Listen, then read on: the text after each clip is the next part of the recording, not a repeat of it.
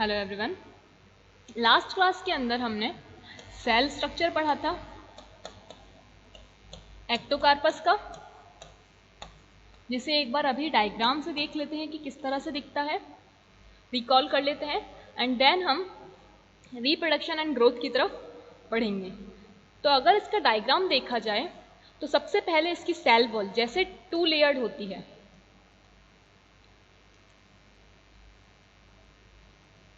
ये आपको इसकी जो सेल वॉल है वो 2 लेयर्ड मिलेगी। कौन कौन सी? आउटर वाली पैक्टिन की, यह है आउटर लेयर, और इनर वाली सेल्यूलोज की। इसके बाद में इसमें आपको क्रोमेटोफोर मिलता है, रिबन शेप्ड। रिबन हो सकता है, डिस्कॉइडल हो सकता है, इस तरह से आपको यहां पर एक रिबन शेप्ड मिलता है।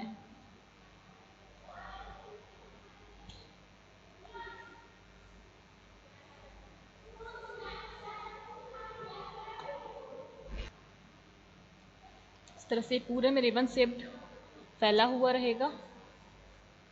सेंटर में आपको एक न्यूक्लियस दिखता है,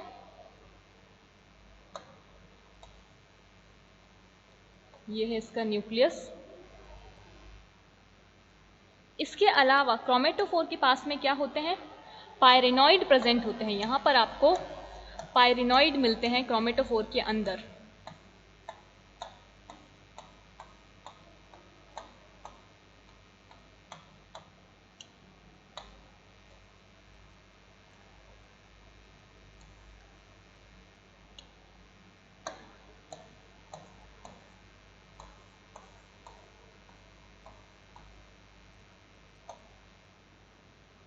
ये तो हो गया एक स्ट्रक्चर।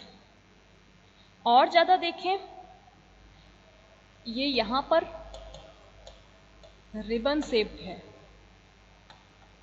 क्रोमेटोफोर।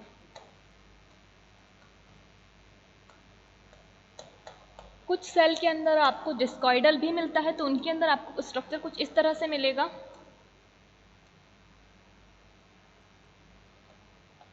ये हो गई सेल वॉल 2 लेयर्ड। यहां पर आपको डिस्कॉइडल मिलेगा इस तरह से।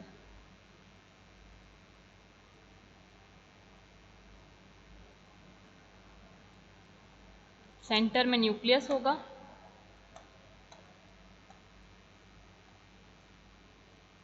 पायरेनॉइड प्रेजेंट होगा,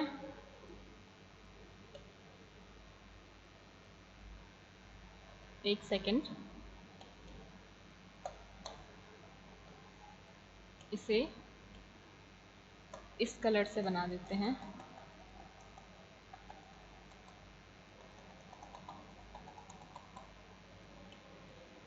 सेंटर में न्यूक्लियस और पायरेनॉइड, ये है डिस्कॉइडल।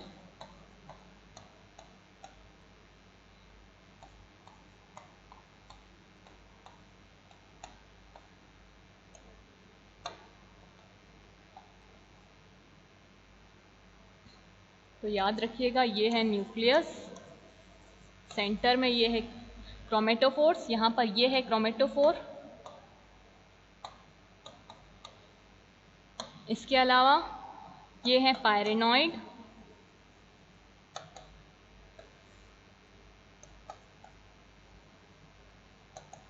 सेल वॉल, इसकी भी सेल वॉल इसी तरह से है। अब इनके अंदर रिजर्व फूड कौन कौन सा था? Mannitol and laminarin starch. इसके अलावा क्या होता है इनके अंदर? इनके अंदर आपको फ्यूकोजैंथिन एंड कैरोटीन्स मिलेंगे। इनके अलावा क्लोरोफिल ए एंड सी। ये हो गया सेल का स्ट्रक्चर। अब बात करते हैं ग्रोथ की। ग्रोथ, अगर ग्रोथ देखें तो एक्टोकार्पस के अंदर ग्रोथ मेनली जो इनका एपिकल पोर्शन होता है वो करता है, एपिकल ग्रोथ मिलती है। सीड्स वृद्धि जो टिप वाला पोर्शन होता है वो करता है। इसके अलावा जो इरेक्ट सिस्टम है वो इंटर कैलरी ग्रोथ भी करता है, इंटर कैलरी अंतर्वेशी।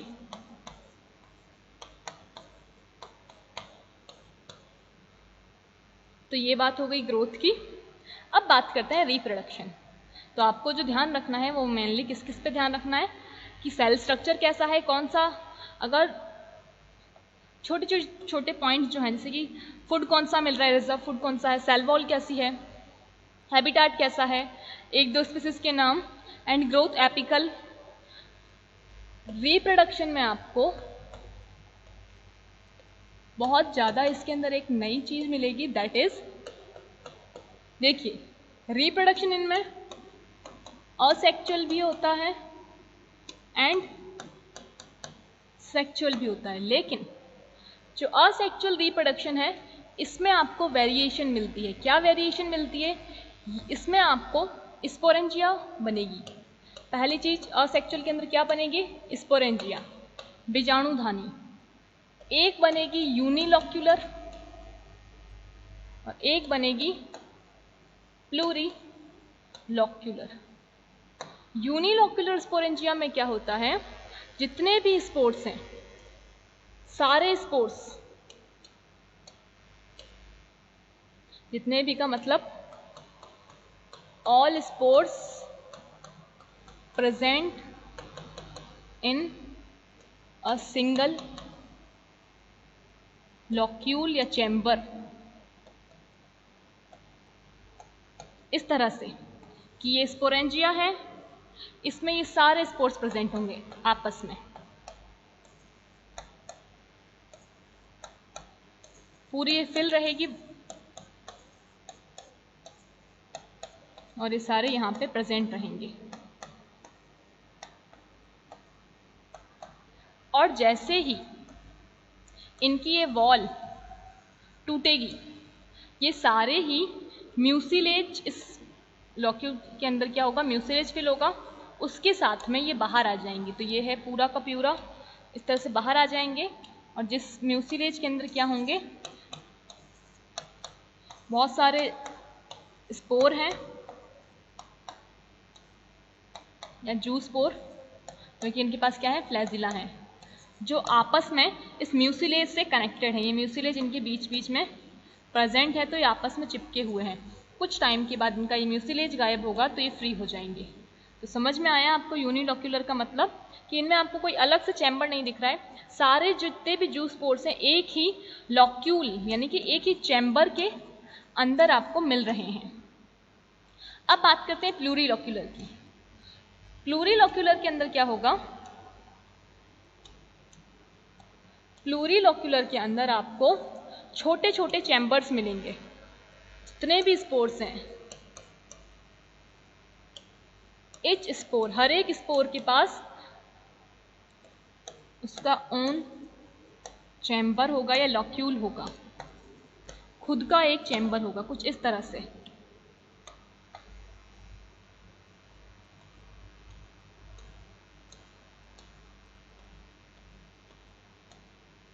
अब ये जो आपको ये चैम्बर दिख रहे हैं, इनके अंदर स्पोर्स प्रेजेंट होंगे। तो ये है प्लूरीलॉक्यूलर, कि एक स्पोरेंजिया बहुत सारे छोटे छोटे खंडों में डिवाइड हो गई और ये टूटेगी तो हर एक स्पोर पहले से ही अपने आप से सेपरेट है। तो पहले ये वाला ब्रैकेट टूटेगा तो इसका बाहर निकलेगा, फिर ये टूटेगा तो इसका बाहर निकलेगा, और वहां पर क्या था, सारे एक साथ बाहर निकल रहे थे, इस तरह से। यह है प्लूरीलॉक्यूलर। तो चलिए स्टार्ट करते हैं सबसे पहले यूनिलॉक्यूलर स्पोरेंजिया के बारे में। यूनिलॉक्यूलर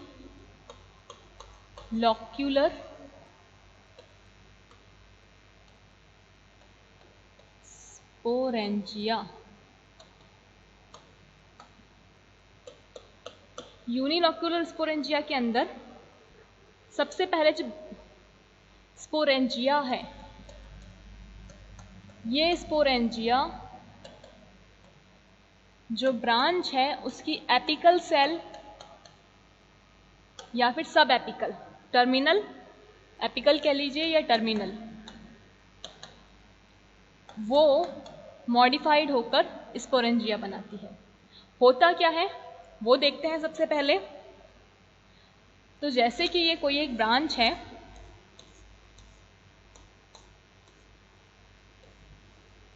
इसकी ये है सब टर्मिनल सेल।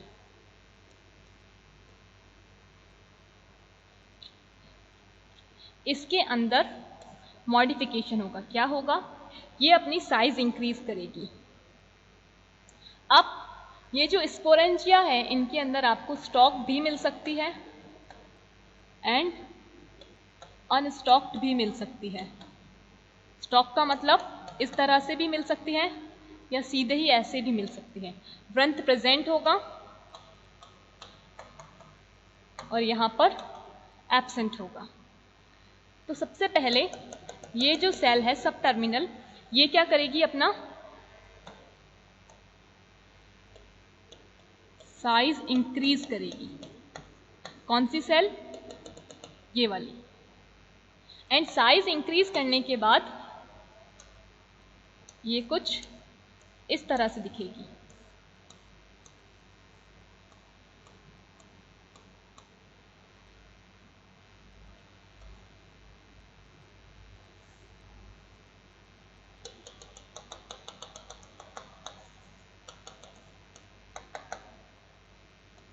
अब कैसी हो जाएगी साइज इंक्रीज करके? ये गोल, ग्लोब्यूलर या फिर दीर्घवृत्ताकार, एलिप्सॉइडल। कैसी? गोलाकार या दीर्घवृत्ताकार, इस तरह की हो जाएगी। इसके बाद में इसका जो न्यूक्लियस है, ये देखिए ये न्यूक्लियस है आपको, ये ब्लैक ब्लैक जो मैंने बीच में बनाया है, ये न्यूक्लियस क्या करेगा? डिवाइड होगा। कैसे डिवाइड होगा? मियोसिस। अब इस न्यूक्लियस के अंदर मियोसिस होगा।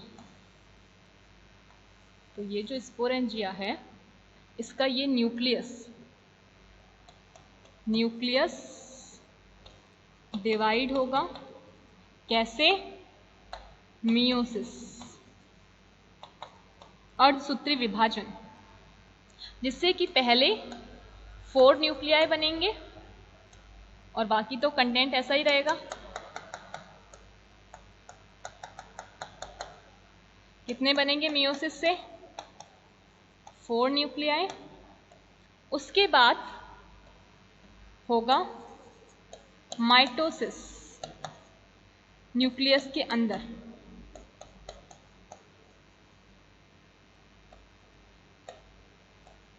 जिससे ये क्या हो जाएगा? नंबर ऑफ न्यूक्लियस इंक्रीज हो जाएगा।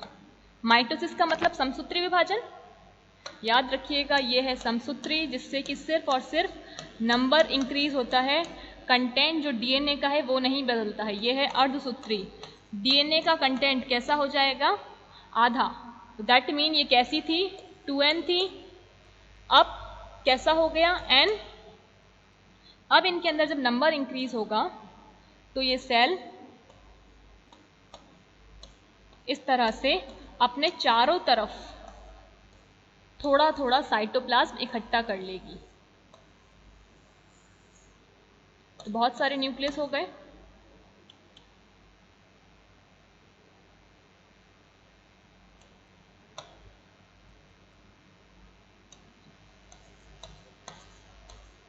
मल्टी न्यूक्लियस कंडीशन आई और हर एक न्यूक्लियस क्या कर रहा है? अपने चारों तरफ, हर एक न्यूक्लियस अपने चारों तरफ थोड़ा थोड़ा जो इनके आसपास साइटोप्लाज्म है उसे इकट्ठा कर रहा है।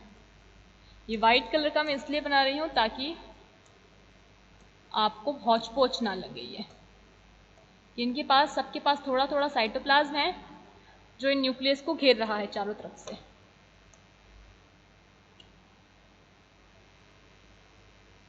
तो याद रखिएगा, माइटोसिस के बाद में यहां पर जो स्टेप आया वो क्या है, इच न्यूक्लियस, या फिर हिंदी में ही लिख देती हूं मैं,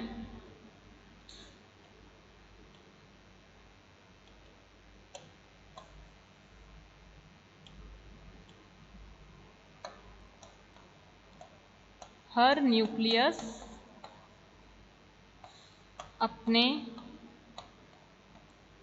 चारों तरफ उपस्थित साइटोप्लाज्म या जीव द्रव्य जो भी बोल लीजिए, प्रोटोप्लाज्म, साइटोप्लाज्म से कवर रहेगा।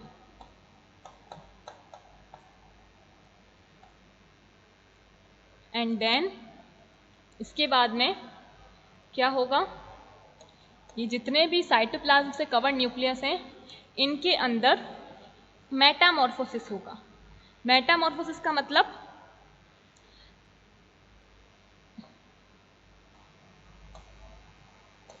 मेटा कायांतरण, मॉर्फोसिस कायांतरण, दैट मीन कि हर एक न्यूक्लियस अपने चारों ओर उपस्थित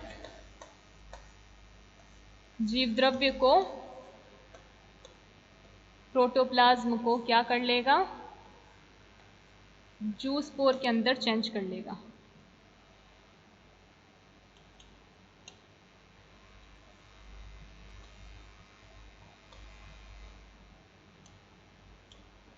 याद रख लीजिएगा, ये मेटामॉर्फोसिस है, कायांतरण।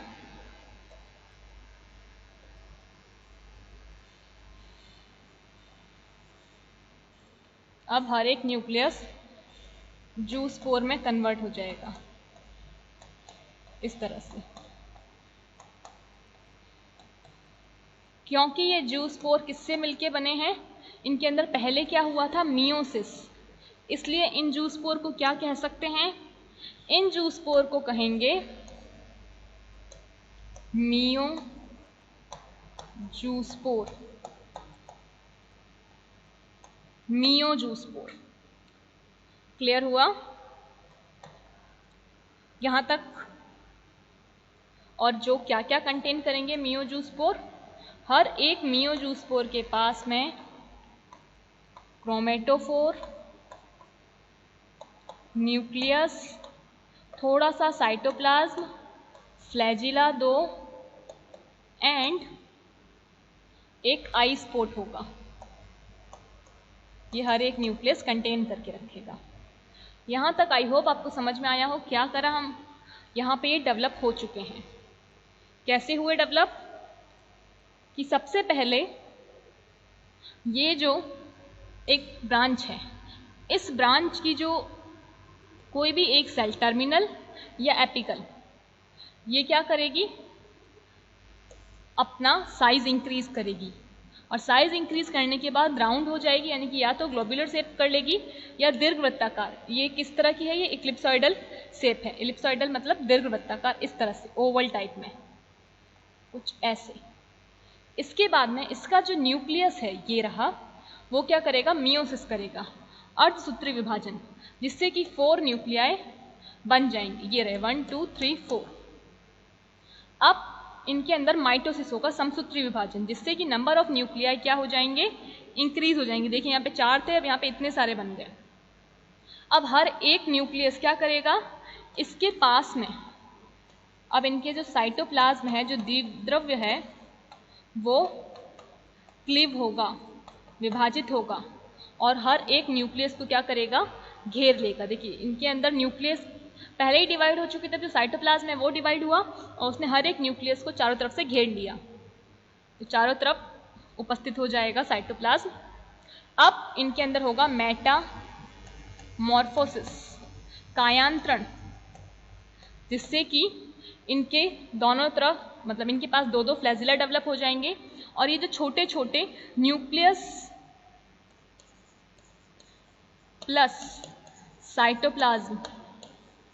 ये छोटे छोटे सेगमेंट हैं, ये किस में कन्वर्ट होंगे? जूस्पोर्स में। और ये जूस्पोर्स कैसे हैं? क्योंकि मियोसिस से बने हैं इसलिए इनको हमने मियोजूस्पोर कहा, जो कि क्या क्या कंटेन कर रहे हैं? क्रोमेटोफोर को, साइटोप्लाज्म को, एक एक न्यूक्लियस को, फ्लैजिला एंड आई स्पोर्ट। ये हो गया यूनिलोक्यूलर स्पोरेंजिया का डेवलपमेंट कंप्लीट। अब हम इसका जर्मिनेशन पढ़ेंगे। यूनिलोक्यूलर स्पोरेंजिया के अंदर जर्मिनेशन कैसे होता है। चलिए नेक्स्ट क्लास में मिलते हैं यूनिलोक्यूलर स्पोरेंजिया के अंदर डेवलपमेंट के साथ में। कोई डाउट हो तो पूछ लीजिएगा। टिल देन लर्न करते रहिए। Thank you.